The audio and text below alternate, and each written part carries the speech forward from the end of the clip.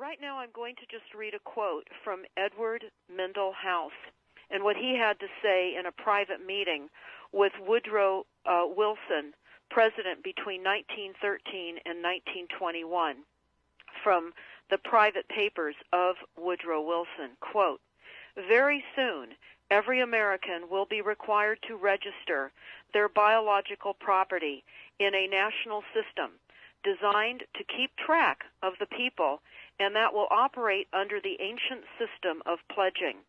By such methodology, we can compel people to submit to our agenda, which will affect our security as chargeback for our fiat paper currency. Every American will be forced to register or suffer not being able to work and earn a living.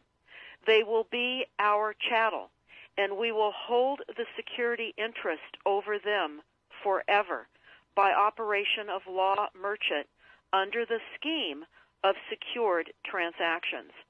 Americans, by unknowingly or unwittingly delivered the bills of lading to us, will be rendered bankrupt and insolvent, forever to remain economic slaves through taxation secured by their pledges.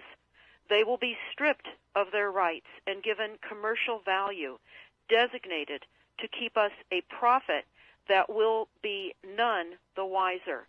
For not one man in a million could ever figure out our plans, and if by accident one or two would figure it out, we have in our arsenal plausible deniability. After all, this is the only logical way to fund government, by floating liens and debt to the registrants in the form of benefits and pledges. This will inevitably reap us huge profits beyond our wildest of expectations and leave every American a contributor to this fraud, which we will call social insurance. Without realizing it, every American will insure us for any loss we may incur, and in this manner, every American will unknowingly be our servant, however begrudgingly.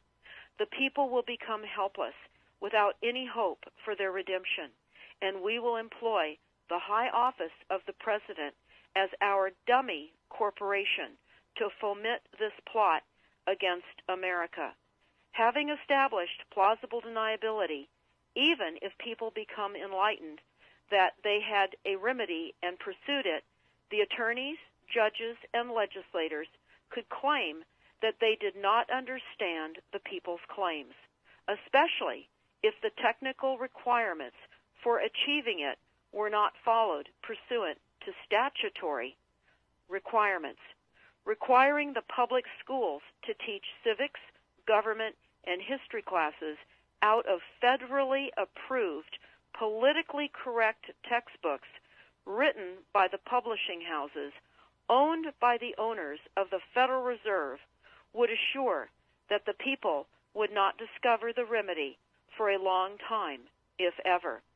I would recommend that everyone read Fruit from a Poisonous Tree by Melvin Stamper, M-E-L-V-I-N, Stamper, S-T-A-M-P-E-R.